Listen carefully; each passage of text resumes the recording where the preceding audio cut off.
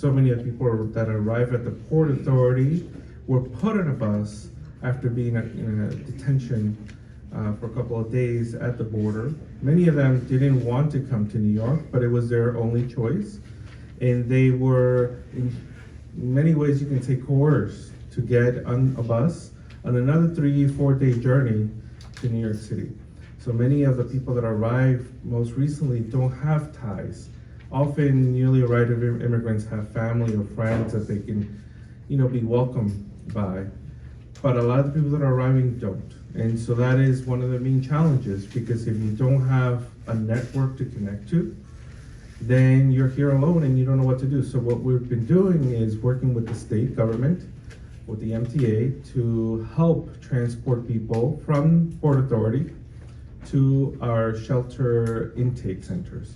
There, they'll have a full intake, and we'll figure out what exactly is going on and what the needs are. If you're a family, you get placed in a family shelter, most likely in a hotel room for your family. Your children will have access to be able to register to school, access medical attention, and so on. If you're a single adult, there's a whole different process for single adults. And often we do find that we find a lot of single adults that perhaps have been separated from their families. And so we try and figure out, what happened on their journey. Are they still waiting for their spouse, their partners, their children? And so that's been really important. Most recently, as you probably heard, we opened these humanitarian centers where we're also helping people, figure out what they want to do next. Did they want to move on to another state? Did they actually want to be? I've had a lot of people who wanted to be in Florida, for instance, because a lot of Venezuelans live in Florida. But their only choice was to come to New York. So we're helping people, okay, well, do you need to be reticketed? Do you need some time to figure things out? That's what these, what we call HERCs are for. But if they want to remain in our shelter system, then we connect them to our intake. So that is sort of the general process, but again, so many of the people arriving don't have existing ties. In the next phase, and what I've been working on, is working with organizations and community members and leaders to be those community ties, to help people navigate and frankly learn some survival skills in New York City, which we all know are really necessary to make it here in New York. For sure. How do we get to, if I'm a community organization and I want to be helpful, but we don't have the resources, how do we get connected to make sure that we can be of help? So make sure to connect with myself or Miguel Santana. Get on our email list. We are in constant communication with about 800 immigrant serving organizations. You also get a lot of information through our ethnic and community media. We have a number of roundtables often to communicate this information out. But get on our email list, and often we send information about grant opportunities, but most importantly, to get out information.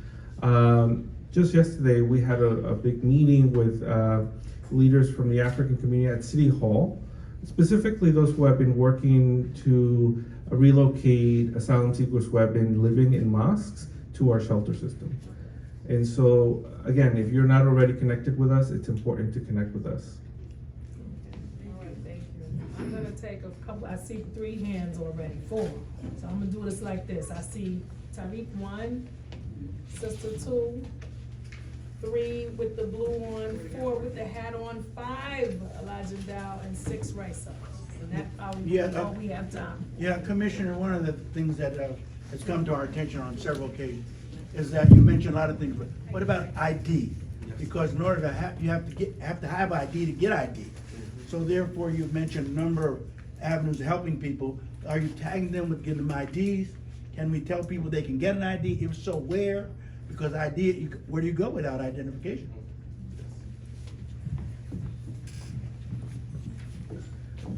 So the ID NYC, which again was created specifically for people who do not have ID, and this is not just immigrants, but it's a large number of the population that might not have an ID that could present issues. ID NYC lives under the Department of Social Services, and again, and this is where homeless services and HRA all exist. Again, we've welcomed over 22,000 people. And again, these are just the people that we know of, but there's likely many more. There is a huge demand for IDs. So our ID NYC team is just slammed, right? And there's such a high demand. So in part because there was already a big demand. The other issue is, as the senator mentioned, people's documents are taken away at the border. So we had to scramble and figure out, well, what do we do in this case? Well, people don't have anything that they can use to verify the basic information that would go into this ID. We're now accepting some of the documents that they receive at the border as part of their point system to receive ID NYC. So we're slowly getting people ID NYC, but it's going to frankly take some time to get to all of them. But definitely work with us, because one of the things we can do is organize pop-up centers. So for instance, often we've done these at places of worship, for instance, where we bring a group of ID NYC employees to do IDs in the local community.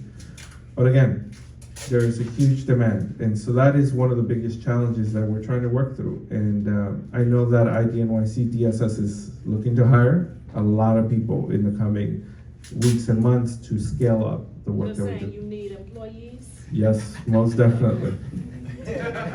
I heard they're looking for people. Who needs a job? Okay, no, yeah, I'm telling you, please, before you leave, you have people that probably need jobs. Please make sure that they're applying. He just said they are looking to scale up. He said two things that he said they're hiring, and they could do pop-ups in places like this. That's what I heard. So we should try to get a pop-up and have some people hired. Is the application online? Yes. Okay. The application is online. You let them know. And again, this is what, my 10th month on the job, and no one knew this was coming, right? For all of us, right? This is new administration, but from the beginning, the commitment and the interest is to hire people from within our communities, because frankly, people within our communities know exactly what the immigrant population is going through right now. The mayor, wanted to appoint someone who had that lived experience. I myself, I didn't share this earlier. I crossed the border with my mother when I was 5 years old, and I grew up as a dreamer here in New York City. And so, when I was approached, I think that was the interest, to bring someone who had that lived experience, and that continues to be the case. We want to build an administration and a team of city employees that reflects the experiences of all New Yorkers. So again, I'm excited to now continue that work after a lot of crisis management. To be frank, this is what it's been the last 4 or 5 months. Thank you so much. Number two. Good evening. Please allow me to speak to two things. I am from the Mid-Manhattan Adult Learning Center, New York City Department of Education. Adults, all of my students are 21 years and over. The only qualification to get into my school, you have to be 21. We don't ask for your nationality. We don't care whether you have a green card, any of that stuff. So lately, we've had a lot of immigrants coming to the building where ICE may have taken their passports. What we do, we take that letter, my name is Amadou Diallo, and we give them a school ID. They use that school ID to go to ID NYC. However, there are no appointments into December, and the dates have not been set, and I'm saying citywide, because we were willing to give them Metro cards to go to Brooklyn, to go to Queens, to go wherever. There are no appointments. Prior to now, we used to be a pop-up center for ID NYC. We can't get anybody to come out, so there's that demand. If I may bring your attention to the fact that, again, we are Department of Education, and I would see as a principal the blast money for students in temporary housing. Those students that money is allocated for have parents who come to our school, but there's none of that money hits the budget of adult education. Money for the influx of asylum seekers. I see it every day, and I have to sit and instead go and beg people for food for my students. I live in Brooklyn. I've campaigned with the Campaign Against Hunger, and I have to lug that food from Brooklyn to bring it for my students. Campaigned with New York Common Pantry, and we have to take our cars, not that we mind, because there's no mechanism to help us with transportation or anything to get the food to the schools. Our students in turn, they go and volunteer. So I am saying, at this point, in April, I went to a mosque, and there were 60 young men living in the basement of the mosque, all right? So we went there, we registered all 60 of them. We are on the street corners of 116 registering students because language is such a barrier to getting into this society. I have had to hire somebody who speaks Wolof because students cannot speak French, they can't speak English. So when they come there, there's nobody to welcome them, nobody, and we're supposed to be a welcoming society. I am saying that I love the work I do. I need support. Adult education is a stepchild of the DOE. And intentionally or unintentionally, because when we think of the DOE, we think of the K to 12 world. And we are here. My friends don't answer my phone calls anymore because they know I'm begging for something. But this is the greatest city in New York, in the world. And we have people, I'm telling you, who are literally hungry. In my building, we have Democracy Prep High School, and we have the Life Center that caters to the babies. They get school lunch. And you should see when that school lunch is left over from the 6-week to the 4-year-olds, which is mushy food, right? They're eating applesauce and all of that. You should see my students fight over that food that's left over from the Life Center. And when I applied to the New York City Department of Education, they said there's no mechanism that caters to give us lunch. But you're bringing lunch to that school for 2 other programs, my students cannot get lunch. So I am here imploring you, if you can take this back to your office and see what you can do for us. You're talking about wanting people to hire. I have doctors in my school. I have lawyers in my school. I have dentists in my school. They are there. A young man came into my school and he said, may I see a prospectus? I'm like, prospectus? And I knew this had to be somebody who was highly educated. So he was an engineer in his country. All he needed was the language to get a job, okay? So if you want people to be employed, I don't know who is illegal, who isn't, in terms of immigration status, because we don't ask. But there are so many skilled people who can be a translators, all right? I'm here, this is a student. This is one of my students. That's another student. The young lady in the back. If Fatou could stand, and the reason I'm asking her to stand is this.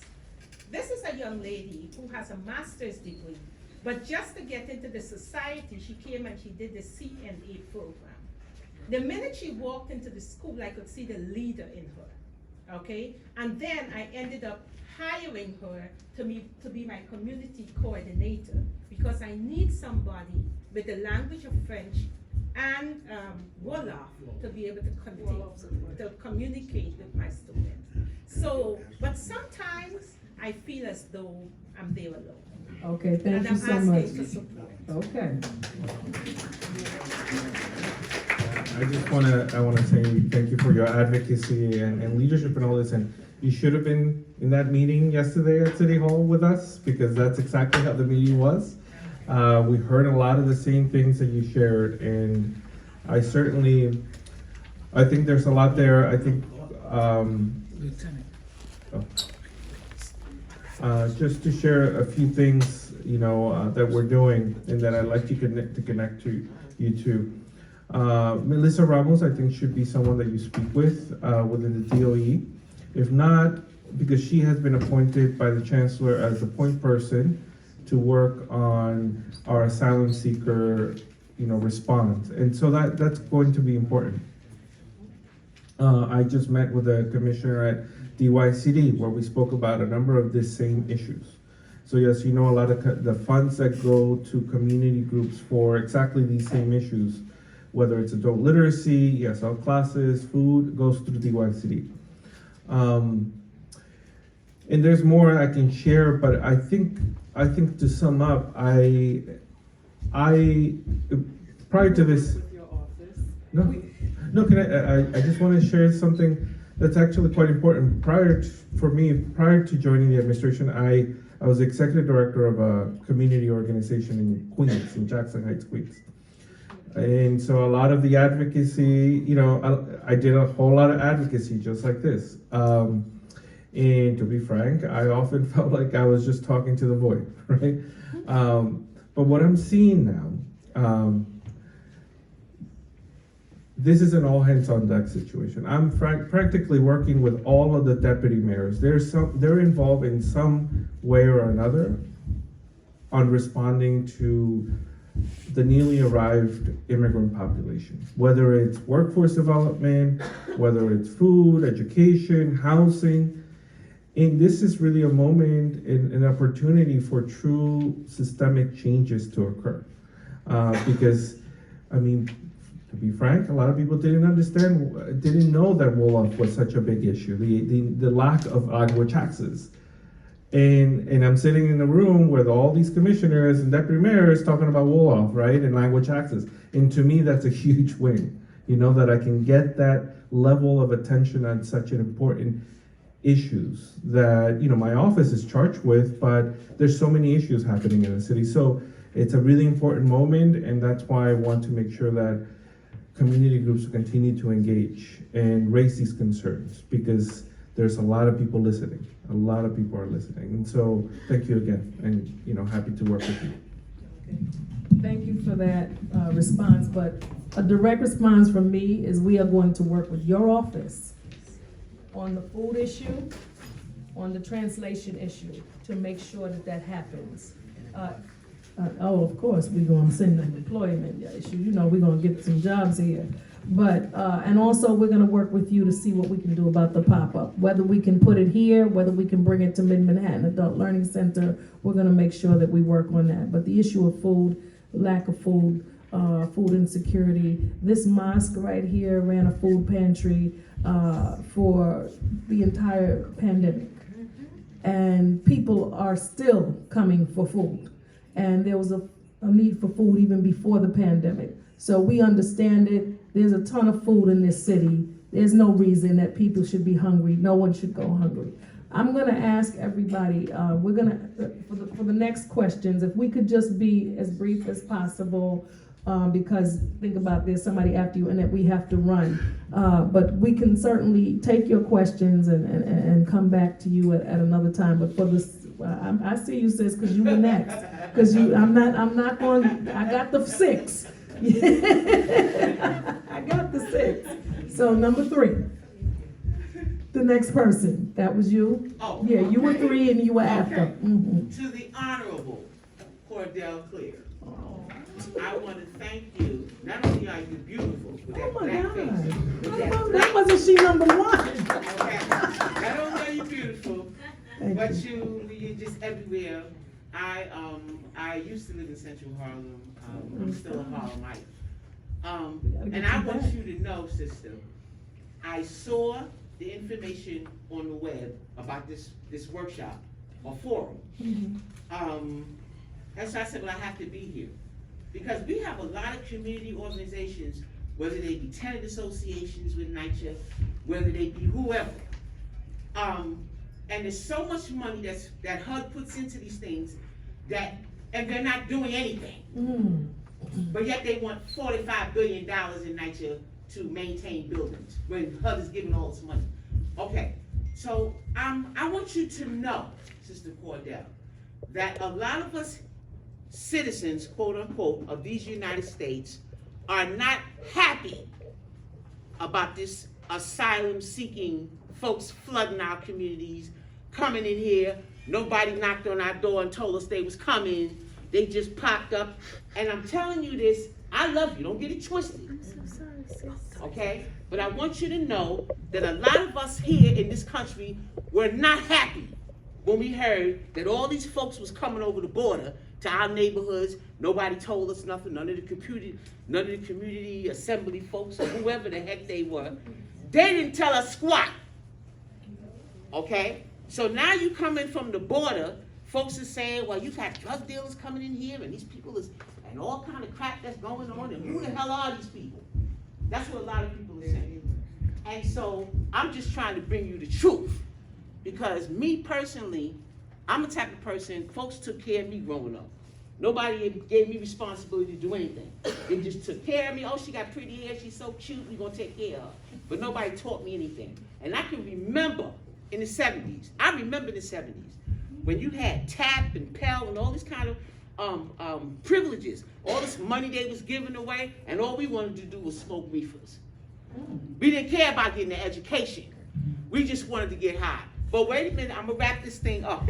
So I want you to know, as my brothers and sisters, okay, just like the imam prayed in the beginning, this is a praying time. You got this governor election coming up. You got all of this stuff, proposals all on the freaking, that they want us to vote for this, and all this nonsense that's going, the streets are filthy. Something gonna have to shake. Because I'm gonna tell you something, I'm not happy about what I'm seeing. You see, I know it's scriptural, it's in the Bible, that we're supposed to take care of our brothers and sisters, what they call them, I don't know what book of the Bible it's in, what chapter and what verse, but it's in there. We have to take care of our orphans and our widowers and all this kind of thing. All that's biblical, okay? So we definitely gonna have to pray, do some fasting or whatever it's gonna take, because a lot of us here in this country, citizens of these United States, ain't happy about y'all coming over here. Thank you and have a nice day. Thank you for sharing. It is time to pray. Number 4, thank you. You're welcome, sister. Yes, my name is Jeremiah Kambo. I'm actually a student at Mid-Manhattan too, and I'm a young activist from Namibia. We in Namibia, we're facing a problem whereby we're trying to emancipate ourselves as minority groups, whereby we really want to be free. We feel our government betrayed us, and our people came here and reformed, did whatever they did. So when we come here as being an activist, and when you come in the community, your own people from back home, the moment you are fighting with the government, nobody wants you. The moment you arrive here as a refugee, we go through hard times. It's not easy. You don't have a place to sleep. You don't have anybody to talk to. Nobody's calling you. Everybody's afraid. You don't know where to go. And then you got to face with what is there. And she mentioned one good point from what she said. I myself have experienced it. Being in a shelter system, from the beginning, it went great. I came in a shelter called MST. There, I was accommodated very good, but I was undocumented, and I didn't, at the time, my things was very tough. But I find my journey up there, and when I was fighting my journey, I came in this, at the job that I was doing.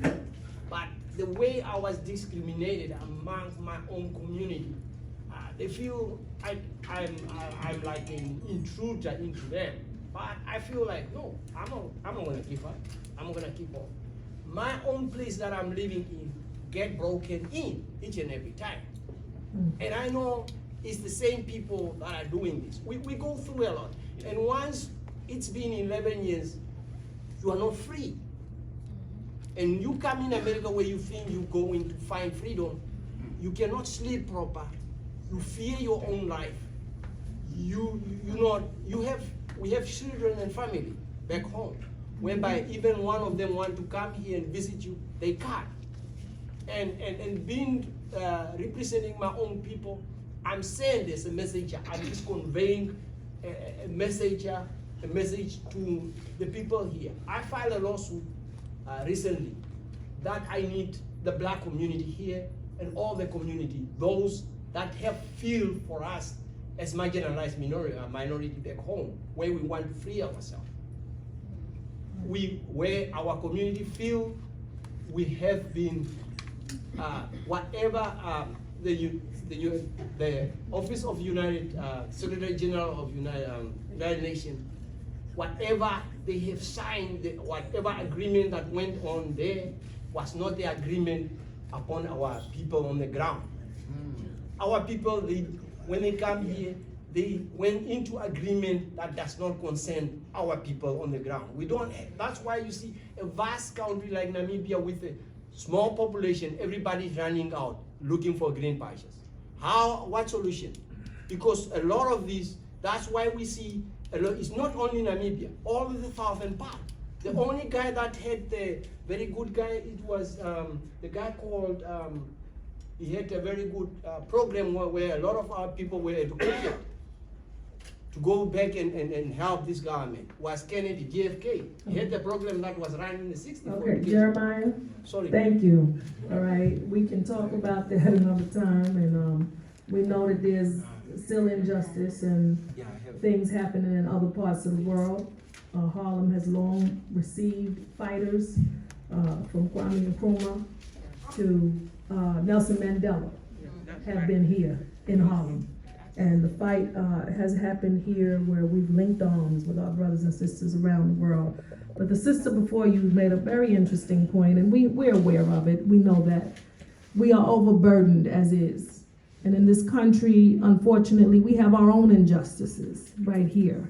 And people are suffering and feeling that suffering and that inequity and the racism and the systemic racism that has continued to burden the black community.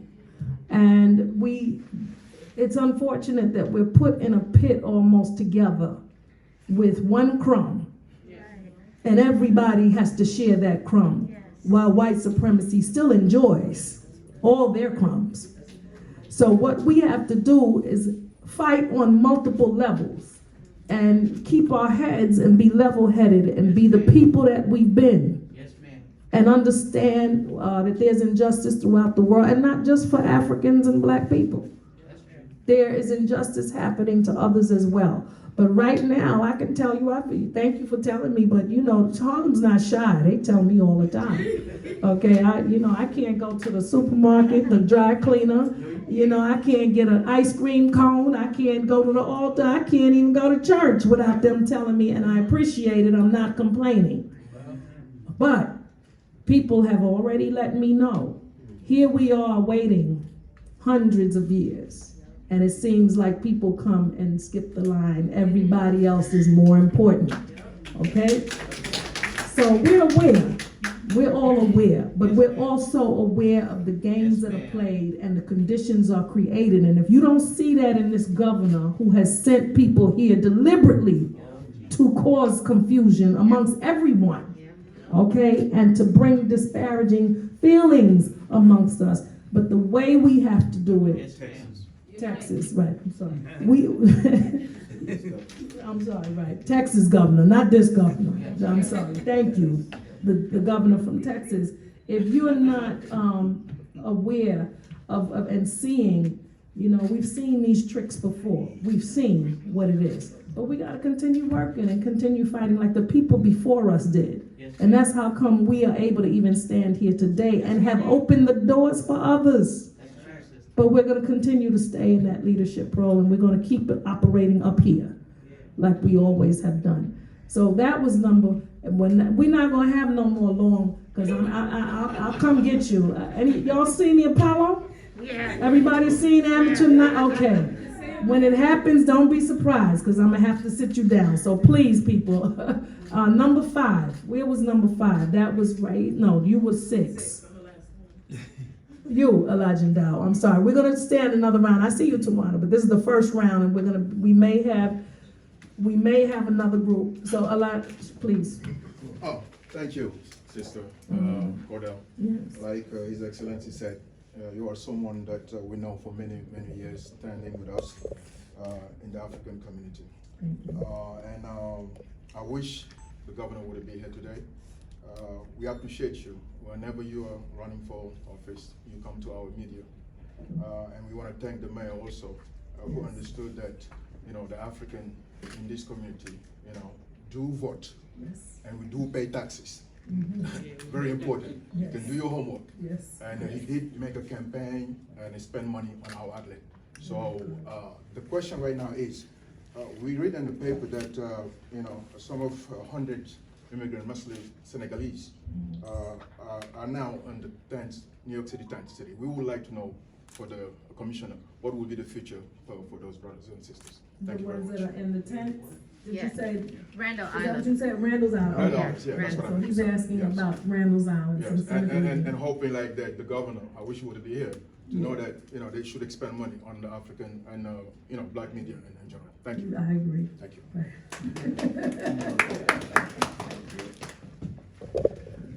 Yes, so as I mentioned earlier, we're working with a number of mosques who have been housing recently arrived immigrants. And I also mentioned a number of months ago, I visited the mosque and was able to sit down and actually have a conversation with people living there. And there was just a lot of concern, many of the people that were living in the mosque didn't feel welcome in the shelter system. That's what I heard. There was a lack of halal food, culturally appropriate food, and there was a lack of space for prayer. So there was a lot of issues. Of course, language access. One of the things that was not covered enough is that the humanitarian centers that we set up, one of which is at Randall's Island, it is tremendously equipped to be able to support the different communities that were coming. And we were able to work with the mosques and the imams to help people, especially as the weather is getting colder, move to some of them to the Randall's Island and the families to the other hotels where they're finding, halal food, culturally appropriate food, they're finding space to pray. The Randall's Island space, some of you may have seen in the press, you have through meals, you have recreation space. It's an ample space. Again, it's not a permanent solution. It's not meant to be housing, but it is a place where we can actually sit down and talk to individuals and figure out what is it that their needs are.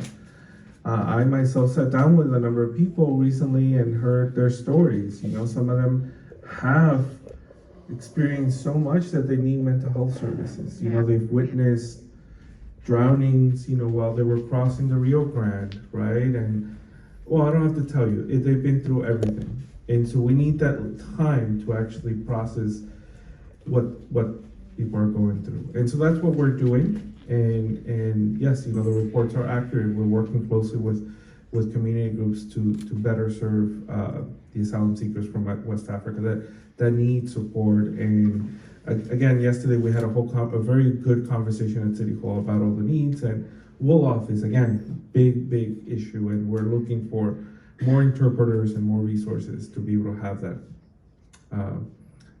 those conversations that are needed. Number 6, I'm gonna ask you to just hold on to your question for a moment because we're kind of stacking up a little bit and I really want to hear from our assembly member. We also have been joined by our 28th precinct, who's been an important partner in what's been going on 116th Street at least.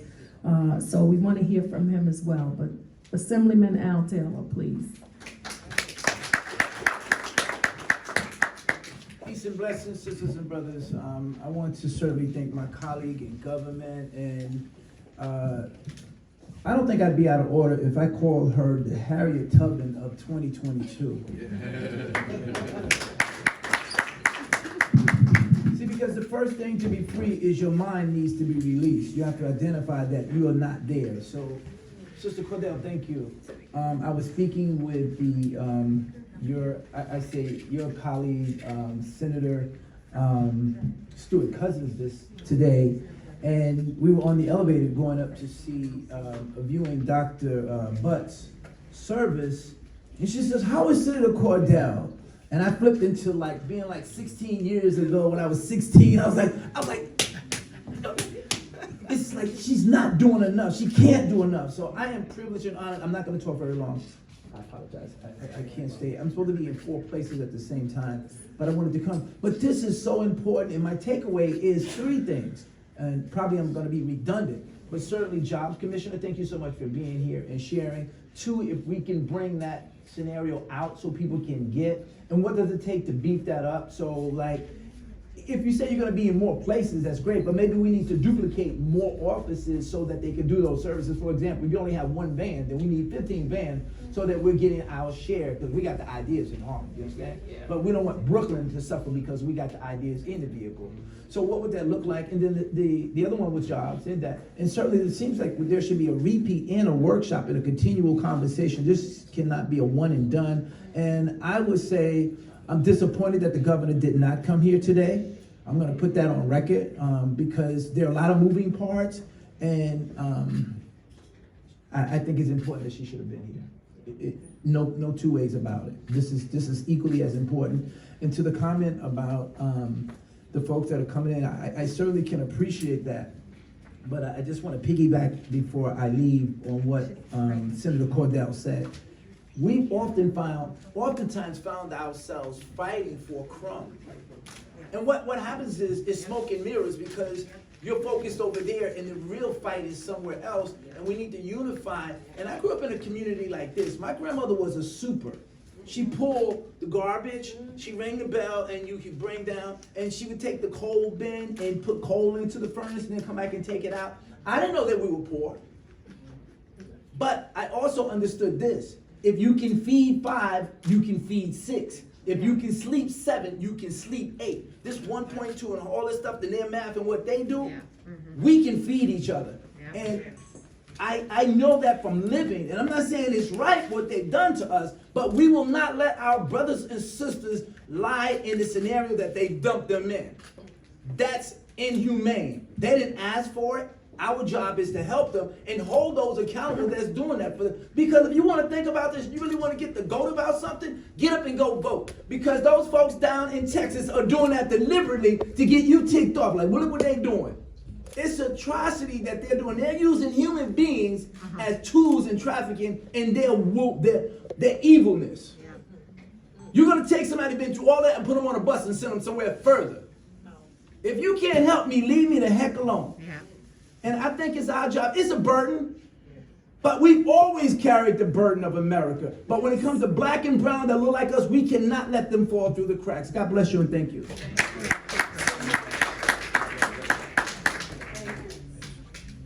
Thank you, Reverend Assemblyman Al. Yes. They said, Well, you said they put them on the bus. Yeah. They didn't have a choice to get on the bus or not. They could have stayed where they was at. No. Here's the thing. You can go back to the hell you came from, or you can get on the bus and go to New York.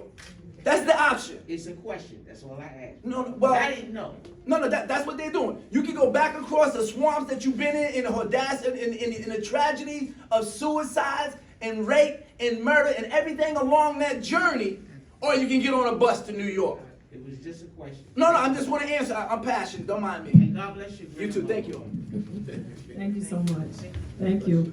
So, you have something, Damaris, what's happening? Because I feel like you got some urgent. Oh, I got you. Thank you. So, this is a busy time. We have an election on Tuesday. The main election is on Tuesday, folks. And a lot of people are running around. As the Assemblyman said, I got 3 more meetings after this tonight. So our governor was unable to be here. There are many people who are attending the funeral of Calvin Butts. There's a lot of things going on. So I just want to say the governor's folks did let me know that it was a strong possibility she would not be able to make it here today. And I'm sorry. I know you got to run. Thank you so much, Consul General. We're going to take a few more questions. How would you win a case? And the third is, why would someone be denied? And that is for someone. You're talking, so the question is, how long would an asylum, someone seeking asylum, Right. how long would does that process take? Okay. And then, why would someone be denied? Yes, why would someone be denied? Okay, Those if are- he knows the answer to that. Thank you for the question, and actually, I'm getting a lot of those questions, and what's important to know is that it really is a case-by-case situation, because, they'll look at specifically, why is it that you're seeking asylum, and what are your circumstances? Unfortunately, it is difficult to achieve asylum in the United States. And I have met people over the last several months who are in year 5, year 6, year 7, and they're still in the process. And even some who have gone through appeals and are in final orders of deportation. So it is a long process. And one of the things that the city is advocating for is to expedite, at the very least, the work permit process. Because right now, you cannot access a work permit until you've been here for 6 months. So the question is, what do you do in the meantime if you can't work? And people don't want to put their application at risk. So we're going to expand our legal services soon. And my hope is that a lot of these questions will be answered by individuals that people can sit down with, right? And they can go through their case and understand what is it that they need to present. Because they really need to be careful about what the case they present. We've heard many people say, well, we are here because we want the chance to work and opportunity for our families. Well, that can easily be interpreted as being an economic immigrant, not an asylee, right? So, again, we set up we set up a navigation center, which is exactly for those purposes. We're opening an additional floor this week where people will be able to make an appointment and sit down with someone to get those kinds of questions answered. Where's that at? That is at the American Red Cross in Midtown Manhattan. And if you go to our website, you'll be able to find all the information you need to make an appointment. We're going to be working with a number of different organizations to be making appointments. There's a list on our website already. And we can speak, you can speak with Miguel to figure out the process. Again, we're seeing about 150 to 200 people a day right now. Again, it's thousands of people that are here that have exactly those questions. How do we go ahead. That's 3. We're gonna limit it to 3. Now, I started over again and we had number 1. There you go. Good evening, everyone. Good evening. Good My name evening. is Dr. Tawana Guilford, and I'm a psychologist here in this community. Thank you, Senator Cleare. I stand with you. You've stood with me. You and Assemblymember Taylor and Assemblymember Dickens. I am one of the founders of the Stop False Police Reporting Group, and we were founded back in 2020 to combat false reporting. Currently, I'm working with an individual who was deported to Sierra Leone. He came over to the United States as an 11-year-old whose family was granted asylum. Where they came from was not Sierra Leone, but because of all of the injustice that was happening during the Trump administration, people were being sent out of the country to any country that would accept them. So in 2019, he was deported to a country that was not his own. And thankfully, he found people who helped him to sustain himself. I am currently fighting to bring him back. We want his case reviewed.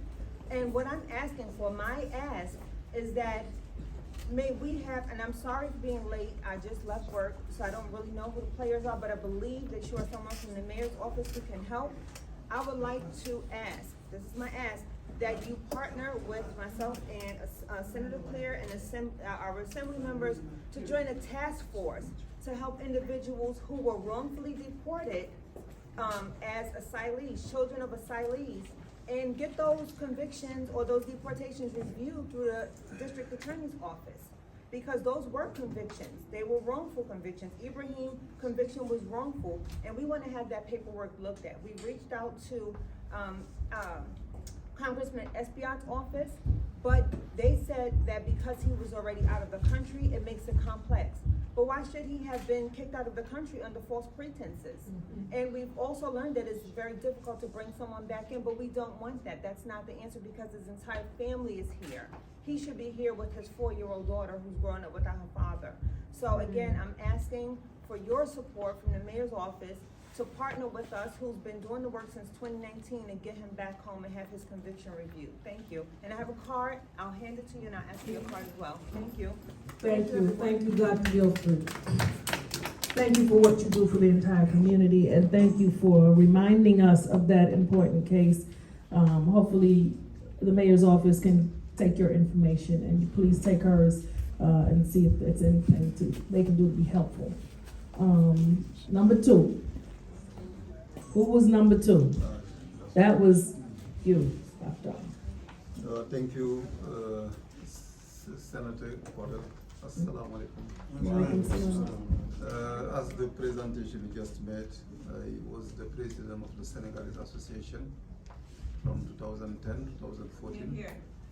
And right Yeah, now, you might wanna step up to the mic, I know you. might be okay. Yeah, you a man on that.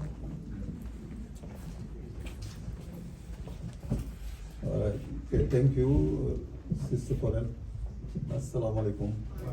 Can this be adjusted? Hold on one second. Is my staff here? Can that go up higher for him, please? Okay. Thank you. Thank you so much.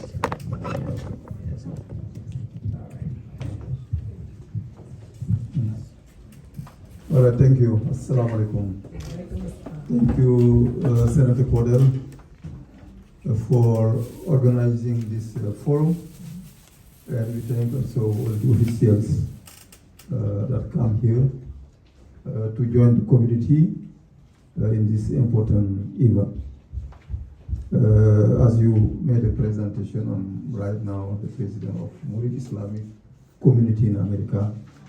Our mosque is on 137th Street, between 8th Avenue and Edgecombe. We are the organization that organizes the Bamba Day. Every year is on July 28th. The proclamation was made by late Mayor David Dinkins, 1988. So this is an important event. As that sister just said before, we have a lot of people that joined our community, and it created many problems in the community. So we are meeting today, trying to find a solution, trying to help, but to bring stability in the community. It was a big concern for our community. Many of us already welcome so many people in their families, but you cannot welcome more than 5-6 people. But the crowd keep coming. If you walk on the streets, you see more people than you used to see. It brings a security problem. So we see that is a real problem for all of us. How to find a solution. But at the meantime also, they come here because we are their parents, their friends. We are the same community. They cannot go somewhere else. So we have to understand them, show them hospitality, help, and assistance. That's a must. But how to do that? I see that the city is creating some shelters, trying to accommodate some of them. But recently, the question we have in the community, many of them fear to join those shelters because some people advise them that the city is trying to register you, to know who you are, where you live. In the future, if your asylum application is denied, they will come after you and deport you. For the reason, many of them come out of the shelters and prefer to be So there's not somewhere else. level of distrust. Yeah. So that's why they come out and go into other That's places. right. So maybe we need some answers from the Some commissioner reassurances. Yeah. to assure people that the risk is not real, and we know immigration is federal, and the city is trying to help, and will certainly protect them from being deported after, or help them to have their application of asylum approved. Thank you. Okay, so, for that thank question. you. Sounds a lot. Thank you, Mara. This is actually incredibly important to talk about and clarify, because it's exactly the same thing that I have been hearing, and why it's so important to work directly with you in the community. We want to make it absolutely clear that New York City does not conduct immigration enforcement. We are not ICE. We're not the federal government. We, in fact, when it comes to immigration enforcement in Department of Homeland Security and ICE, we try to keep the interaction as limited as possible to make clear that we don't have that relationship. That if you provide us with your information, we're not going to share this with immigration enforcement. In fact, New York City, our shelter system, or any services that you receive, we do not ask for immigration status. So no one's going to ask you, and they shouldn't, and if they do, you let us know, because they'll get in trouble. This is a law that prevents all city employees that provide services to anyone. It's a law that prevents them from asking if your immigration status. So they're not allowed to ask, are you an asylum seeker? Are you undocumented? Right? Are you a citizen or a legal permanent resident? So that needs to be clear, because that is the hesitation from people from using our emergency shelter system. And what's worse is that people are now thinking that they can't even call the police department if there's an emergency, because they fear immigration enforcement. Again, and the lieutenant can verify this, NYPD does not ask for immigration status. People are not going to the hospitals, again, because they fear that if they use the hospital system, they're going to be deemed a public charge. Well, if you have an emergency, go to the hospital. They will not ask for your immigration status. So this is why I'm here. This is why now this next phase of responding to this crisis is to come out to the community and make sure that we're in this conversation, because there's a lot of misinformation, and it's frankly, social media does not help often, and WhatsApp and these rumors that get spread. And finally, I do want to highlight what the doctor mentioned, right? The last thing we want, down the line is to have people at risk of deportation and of being separated, like this person, this child, from their families. And now we're speaking about hundreds and thousands of people possibly being at risk if we don't support them now. The last thing we want is for people to integrate into our communities and then immigration enforcement try and deport them. And that's why we need to come together around this. So thank you so much. Thank you. Now that was three. Who's awoke? Let me see who's woke. That was three. That's four. Well, I didn't get your number, so now you five. So she's 4, 5, right? Who's 5, me? Oh no, that's what happened. 3, 4, 5. That's 3. That was just 2. Just seemed so long. Really? Hi everyone, my name is Issa. I'm the publisher of Africa in Harlem. So I have just a quick comment before I ask my question. It has to be quick. Yeah, it's going to be very quick. People will prefer to stay in their home country. Sometimes they have to leave because they have no other choice. You also have to look into the U.S. foreign policy, because sometimes the U.S. create chaos in other people's country and they end up here. That's one. Second, there is also Hollywood and this idea that America is all that. And if you come here, no matter what, you're gonna make it. And some people who have never been here, believe that story. And they will do anything to come here. So you also have to keep that in mind. And I'm from Senegal. I did my college years in Paris. I didn't stay there because I couldn't find a job. I came here, and the number of things I have been able to do, I would have not been able to do them had I stayed in France. So people come here with a hope, not thinking that they're taking something from somebody else. Okay? So my question is, this is a crisis, but sometimes we have problem in the community because some people are taking advantage of those people that are in crisis. When it comes to immigration, we know that when it comes to asylum seekers, it is my belief that it's 1 year, you have 1 year to be able to file that case. If you stay here longer than 1 year, most likely it's not gonna work. But some people in the community know that these cases will not go through. They still take people's money, make them promises, and put them in worse conditions. So my question to you, have you heard anything about that? And if any, what can the city do to prevent that from happening? Because as members of the community, we should be helping those people and not putting them in worse situations. That's right. Can I say something since she was looking at me? No.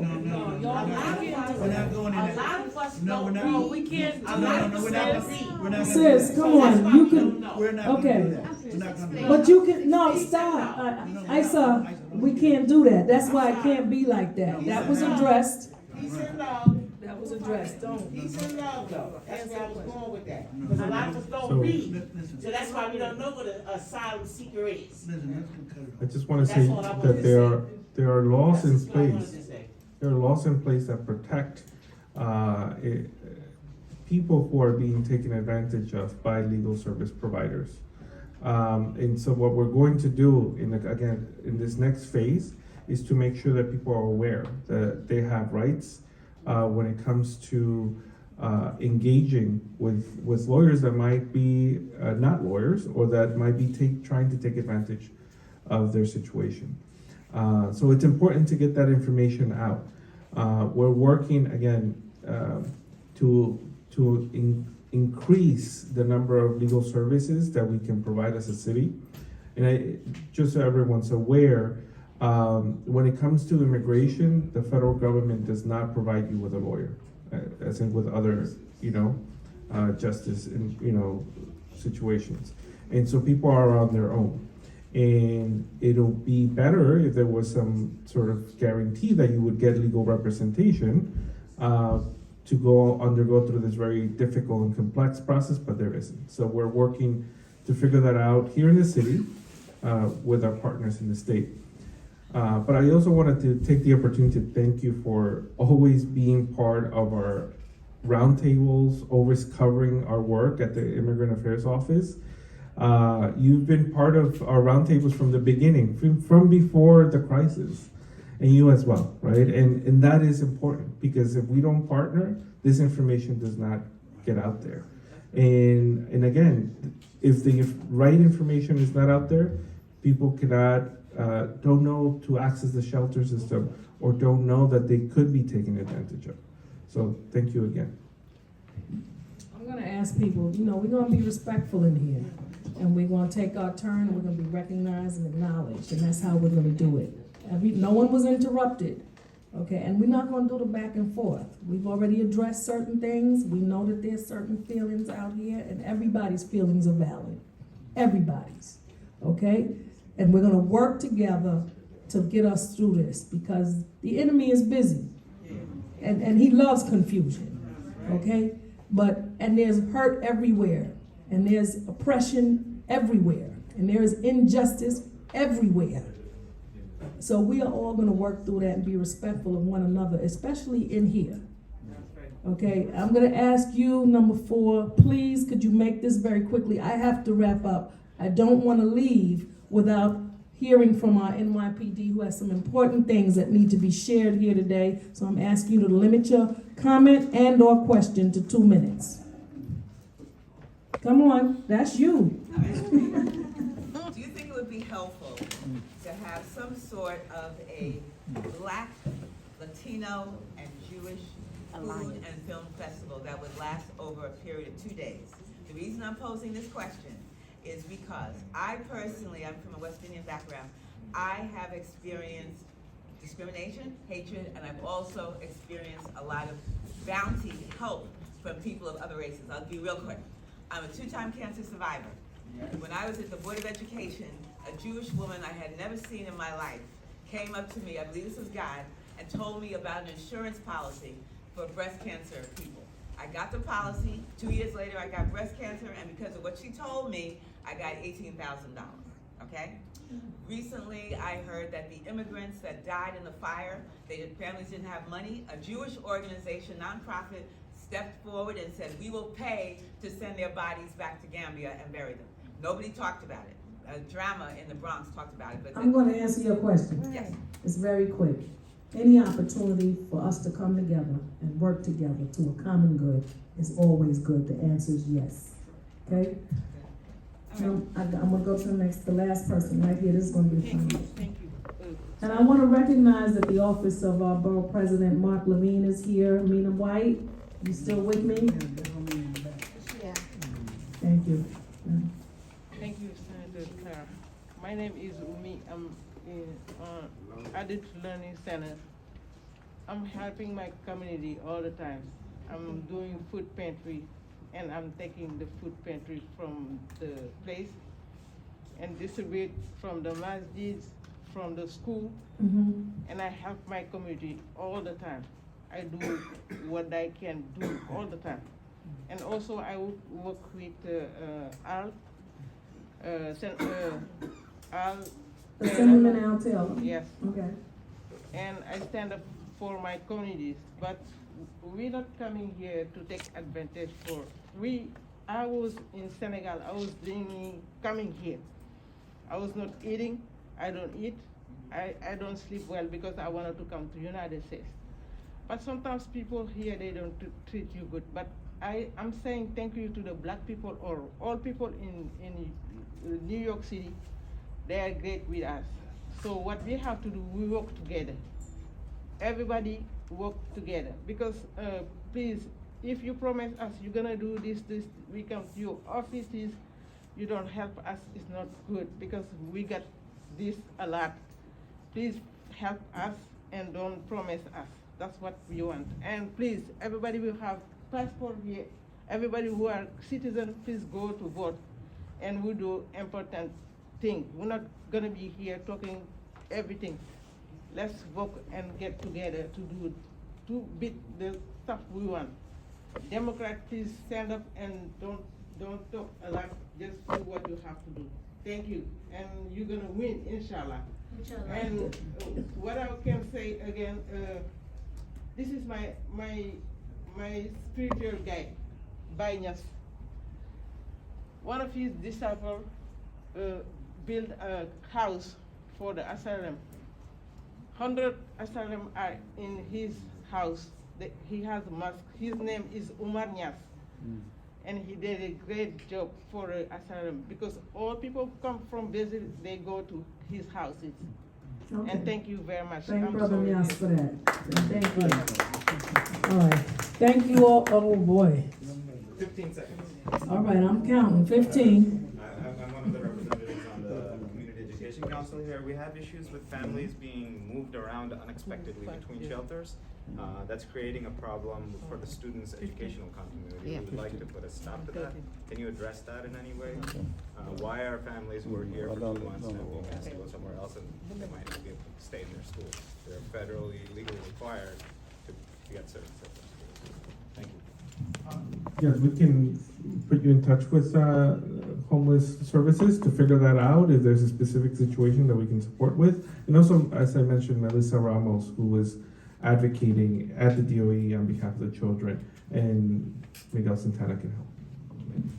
Yeah, I did visit the DOE a couple weeks ago, and I know they have a office that's particularly dealing with our asylum seekers and those families, because I know even with new housing arrangements, there are some organizations who want them to be schooled right there. to make it easier, because these are not people who are familiar with the city and traveling and all that kind of stuff. So you should really talk to them to see what we can do. Okay? So I want to hear. Absolutely. Thank you so much. First of all, I want to give a round of applause to you, Commissioner. Thank you.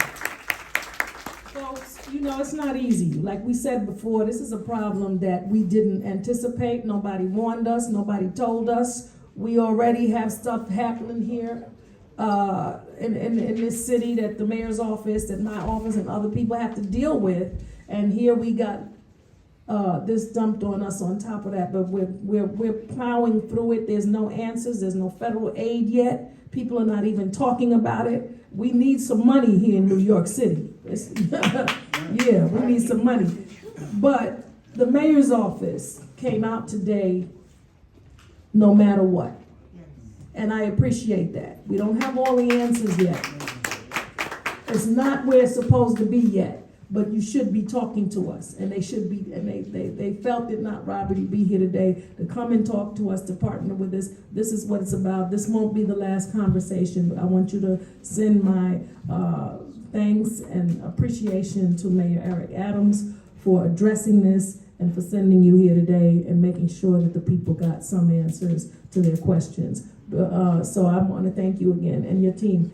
And I want to introduce a partner in our community, a real partner in our community, who many of you have come to about things that are going on 116th Street, some of which does appear to include our immigrant community, and some of which does not.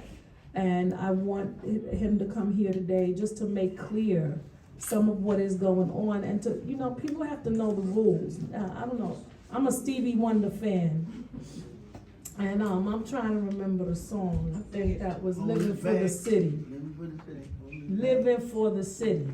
And there's a part of that song where, yeah, you know it. Imam Pasha knows the song. There was a part of that song where a young man came from Mississippi, I think it was, and he came to New York City looking for a new life. Okay, people have always migrated here from parts of the South, the Caribbean, Africa, everywhere, looking for a new life. And all of a sudden you hear him getting off the bus, and what happens? Somebody says, "Hey man, take this across the street from me." And he said, "Okay, I want some money. I'll take it across the street." And there go the sirens. Whoop, whoop, right? And then, I forget how many years did they give him? Was it 10? It was 10. It was 10 years. 10 years. All he did was get off a bus, and someone offered him some money to do something, and he thought, yeah, I can make some money, and he got in trouble. So it's important to bring these things up so people know what the rules are, what the laws are, who your friends are, and what to stay away from, what to do and what not to do. So thank you for being here today. And he's gonna sing, no. I might start dancing. Hello to everyone. God put me in certain places, and today he put me in this place because I'm a son of immigrants. My mother was from Jamaica, and my father was from Belize. And my mother, she came here on an arts degree, and my father smuggled himself here. And who kept him in this country was Adam Clayton Powell. And I tell everybody, and I express that I'm a son of Harlem. Matter of fact, I could have been in any precinct in this city because of what I've done. And I said, no, let me go home. I was born here to it. So I'm here, and I tell people that I could retire any second. I could just leave and run, but I'm here. I'm hit my 25th year, December 8th, but I'm still here, and I'm still fighting. And so, I'm teaching the new cops how it should be. And, it's not always easy because I'm always challenging with the community. But see, I know this community, this particular community. It's everywhere that I've grown up. So I went to Howard University. I had a great, experience there. So I learned a lot about my culture and my experience. So when the fight was coming and I saw what was coming in here, I said, well, I have to get in the fight. And so I'm the Special Operations Lieutenant. That means I'm in charge of multiple units here. Now, again, you'll see me out here, you've seen in the uniforms. This is my unfortunately, my gun uniform, meaning that I get returned, take guns off the street. I took one off a couple of weeks not far from here, 131 St. Nick. The young man had a gun there. And I was unfortunately about to leave a couple of weeks ago, about to go home when the 4 young people were shot here. So I was one of the first ones on the scene here and saw that. And you know, first it went up to 6 people. You know, I called my commanding officer and, hey boss, I got 1, there's 2, there's 4, I was like 6. I was like, it's not gonna end. So the challenge and the battles that are going on here can be won. See, it's always the community. It's always about the community. It always will be about the community as long as I'm on this job and at that precinct. See, the community come up. So my young man over there, he came to me about the issue about what we call happening. It was the border time. He came, he met the first meeting, gave him my card. He showed up. Hey, Lieutenant. Oh, hi. So we talked. And so the community is over. I get stopped everywhere and asked what can be done. I get the solid calls. I get the texts. You know, right now my phone's constantly off. I'm battling. But 116 is not a problem. I keep trying to tell people that I've been in the Bronx. I've been in Brooklyn. Now I've had wars there. It's not a war here. Okay? It's misunderstandings. And as I talk to the good senator, I know the difference between those who are immigrants. Remember, I'm a son of them. So I know the difference of those who are just trying to survive, and my cops knew the difference too. But we have an element in this community. And just when I came in, they were hanging out. And I saw them, and I know what they're doing, you know, and I can't express everything here, but I'll tell you that I do know they're fraud. I do know there's some portions of drugs, definitely guns, and I know it. And fake plates, we know all these things. It's just a different element that's going on. And so the most important thing is, again, it's a small element. Because the other night I was out there, now those who know me that, you know, this is the lamb. Well, sometimes when you hear me, if you see me and you'll hear my big booming voice, that's the lion.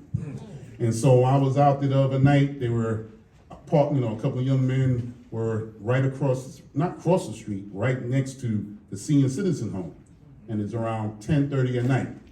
And what happened was we're driving by and they said a couple of colorful words to us because they know who we are. And I turned around and said, because I'm old school, so, oh, you talking to me? Oh, you invited me. Okay, I'll come and say hello. So I came over there, they didn't like it, so I didn't say anything because, again, confrontation is not always a necessary thing, but sometimes you just sit there and stare. And they stare and we stare at each other. Oh, nothing to say? Okay, then I'll leave again, son. You're gonna turn again. More colorful words of it, but remember, I told you, they're right there. What's there? The senior citizen home.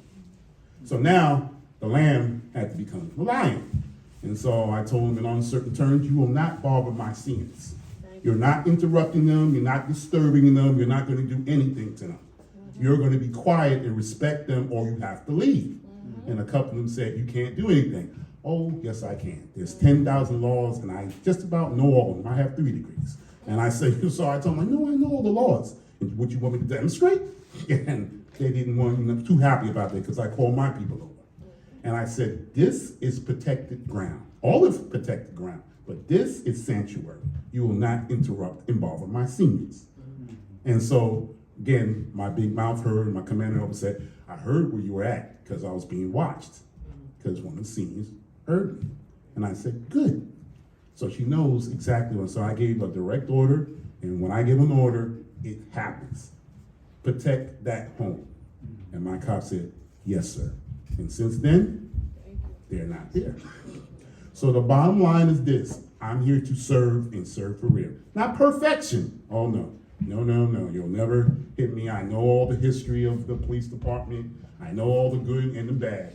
But my job is to serve you. And I do my best to serve. Again, at this point, I tell people, I don't have to be here. I choose to be. And so I choose to be in this command, doing this duty, and serving. Any day, you know, we just took a shooting a couple of days ago. And, you know, a young man was over drugs. And, you know, people, we saw it and whatever. And it's always sad to see these things. But as the community said, I'm not the immigration police. I am the police. And I'm not here to come find anybody, because again, I'm the son of an immigrant. I'll tell you right. I'm not here for that. My purpose is here to serve the people. And when I'll talk to you, with me not always agree, but I will sit back and I will talk to you. But again, you see, this is the lion. When you see me on the street, I'll probably still give you the lamb until the lion has to come out. And then you're like, well, that's not the same guy. Yeah, it's the same guy. But sometimes I have to talk certain ways because certain people only understand certain things. But majority of people, I can have a conversation with. I can have a conversation and express everything.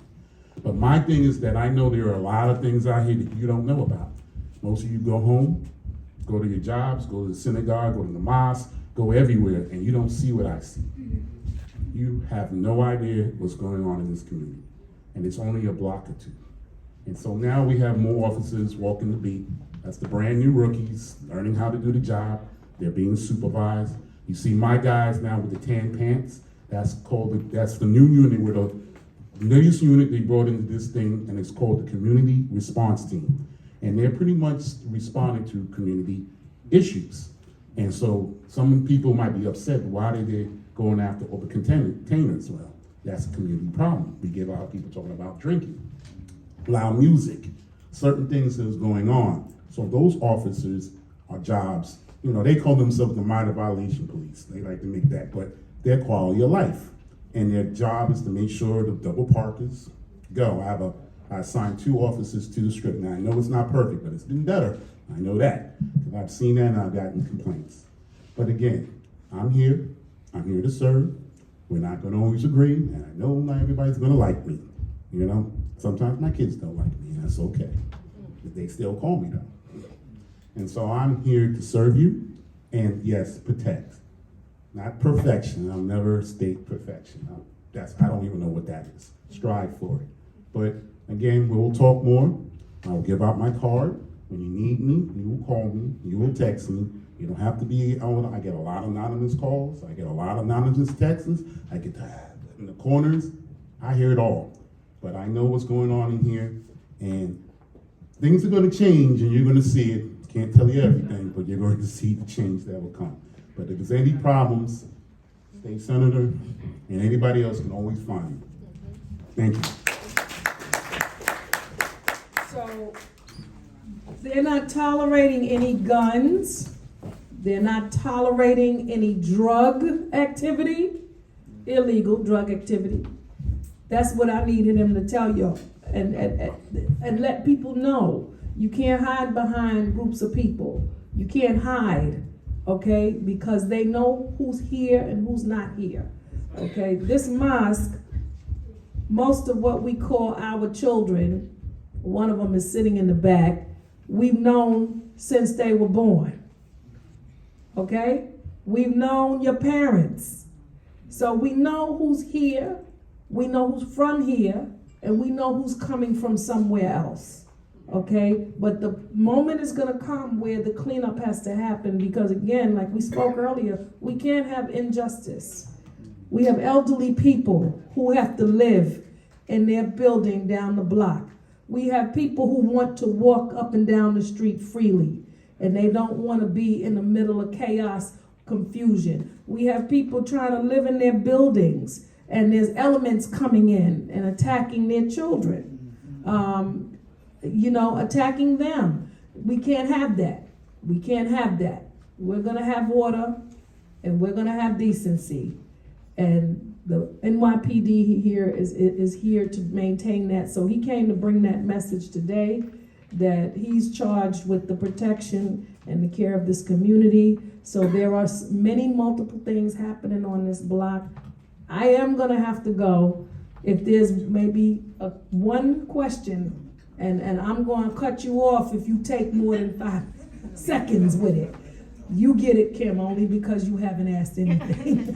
I just wanted to know from anyone up there, how can we, as just the lay community, just the neighbor, how can we support the influx of the immigrants coming? Because we heard the gentleman talked about how they don't always feel comfortable.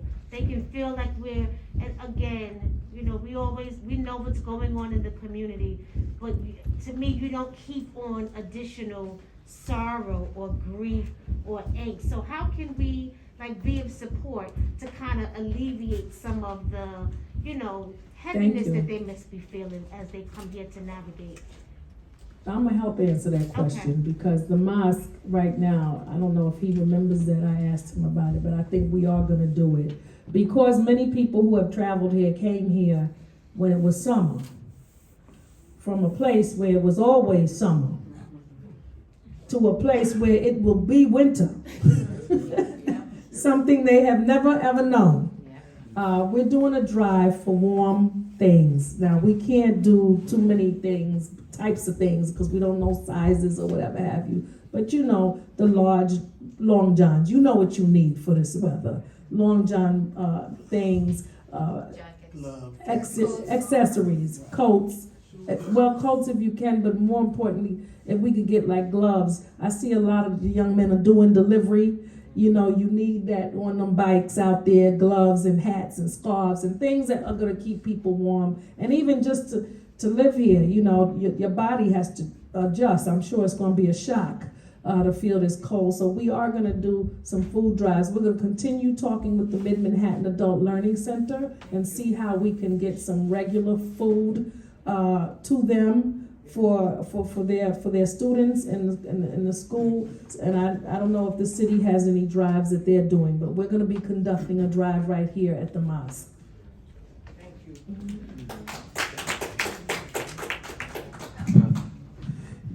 Yes, we're doing quite a lot actually, and there's a program that you can connect to. We're working with a number of community organizations to adopt a shelter. So one of the 57 shelters and more where asylum seekers are housed, that's exactly what they need. You know, warm clothing, coats, and things like work shoes, for instance.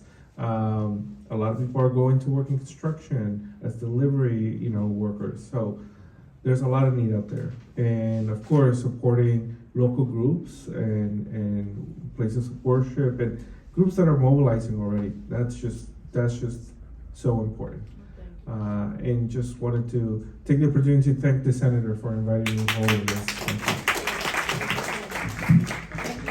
This is so important. You know, I'm a believer that we can heal ourselves. I'm looking forward to working with our community, making sure that resources come in to the community. A wonderful places like this, the historic Masjid Malcolm Shabazz, which was the mosque of Malcolm Shabazz. Thank you, Miriam. All right. Who lived a lot, I'm sorry, did I say it right? Yeah. Okay, and he was all about justice, so it's so fitting that this is taking place here. This mosque has always been a protector of this community, no matter what faith you belong to. And no matter what turbulent times Harlem has gone through since they have been here, this block has been a safe block for people to come through, and it's all because of community. They did that. So we appreciate them, and we appreciate them opening their doors for us this evening. And we look forward to working on this moving forward. Get all the material off the tables. I don't want to take nothing back. Please do that, okay? Thank you, everybody.